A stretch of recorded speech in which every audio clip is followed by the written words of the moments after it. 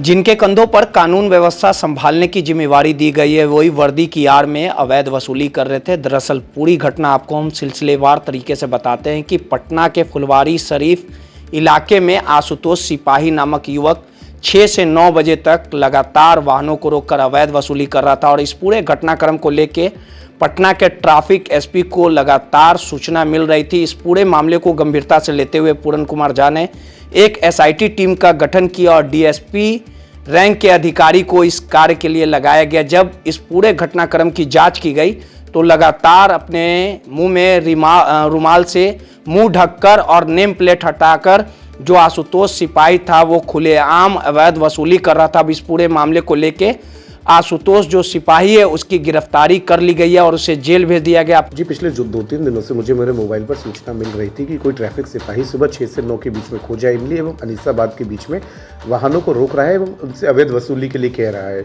सबसे पहले मैं आपके माध्यम से सभी को बताना चाहूँगा कि शमन की शक्ति जो प्राप्त है वो पुअनी या इससे ऊपर की कोटि यानी सब इंस्पेक्टर या उससे वरीय पदाधिकारियों को ही प्राप्त है। सिपाही जो है या एएसआई है वह केवल यातायात संचालन के लिए है, शमन की कार्रवाई वो नहीं कर सकते हैं।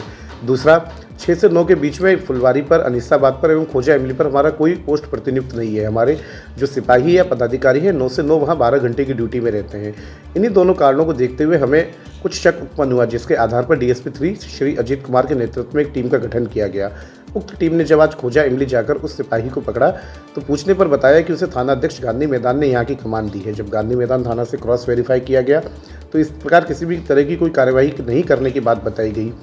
जब उस सिपाही के बारे में वेरिफिकेशन किया गया, पता किया गया तो पाया गया कि 23/11 को ही उसे यातायात से विरमित कर दिया गया है। अब वो यातायात का सिपाही नहीं है। इन सभी कारणों को देखते हुए यह पाया गया कि वह यातायात सिपाही का छद्म रूप धारण कर वहां अपने कर्तव्य से ऊपर जाकर के शमन की कार्रवाई कर रहा था, जो पूर्णतः कानूनन गलत है। इस संबंध में फुलवारी थाना में कांड दर्ज किया गया है। जिला पुलिस का जवान है ना? जी, वो वर्तमान में उसे लाइन क्लोज कर दिया गया था। पुलिस का जवान है? जी जी। क्या कुछ उसका नाम है सर और क्या कुछ और जानकारी मिल पाई है? जी, जो प्राप्त जानकारी है उसके अनुसार इसका ब्रास नंबर 3030 है। यह सिपाही आशुतोष कुमार पुत्र श्री प्रकाश राज, थाना गोगरी, जिला खगड़िया का निवासी है। कितना पैसा वसूल रहा था? जी, उस वक्त हम लोगों ने जब इससे पकड़ा तब इसके पास केवल 2000 रुपये इसके पर्स में प्राप्त हुए हैं। इस संबंध में लेकिन शिकायत लगातार हमें पूर्व से मिल रही थी किस तरह की शिकायत मिली थी? कि ये वाहन को रोक करके शमन की कार्रवाई कर रहा है। जैसा कि मैंने आपको बताया कि सब इंस्पेक्टर से निम्न कोटि का कोई भी पदाधिकारी शमन की कार्रवाई नहीं कर सकता है, ऐसा प्रावधान है। 2 घंटे वसूली करता था? जी, ये 6 से 9 के बीच में, 8:30 के बीच में ही अधिकतर शिकायतें हमारे पास आ रही थी। क्या कुछ ऐसे पुलिसकर्मियों को आप आगाह करना चाहिए? जी, ये तो सभी के लिए है कि जो भी पुलिसकर्मी है उन हम सभी को अपने डिसिप्लिन में, अपने कानून के दायरे में रह करके ही अपने कर्तव्यों का निर्वहन करना है।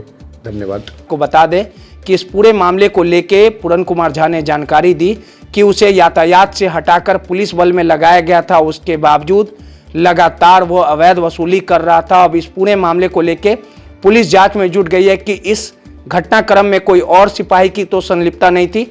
अगर और भी लोग दोषी पाए जाएंगे तो उनके खिलाफ कार्रवाई की जाएगी।